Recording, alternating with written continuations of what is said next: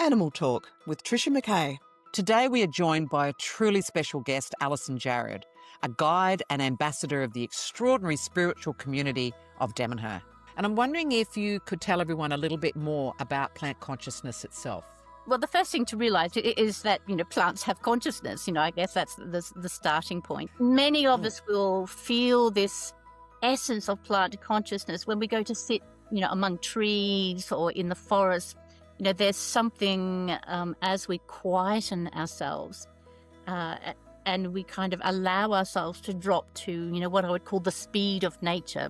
Dr. Jeff Grognat, Canada's renowned holistic vet, has dedicated his life to uncovering the real roots of animal wellness. The key with nutrition is, very simply, I don't suggest using any commercial food. Now, if it's a raw food that's commercial, fine. But if it's processed, as in kibble, that type of food, that's where you run into the problem.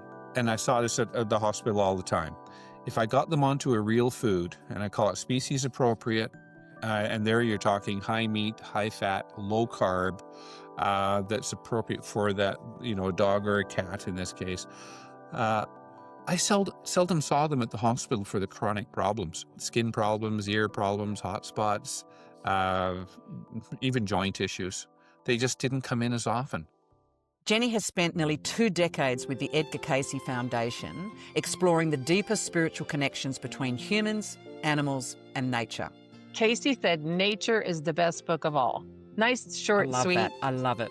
And you can take it on the surface or you could just keep thinking about it. It just gets bigger and bigger.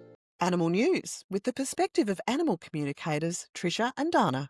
When you get the munchies on a Saturday night, and you go, I'm watching a movie and it's Saturday night, it's the weekend, and I'll just go to the pantry and get what I want. Animals can't do that.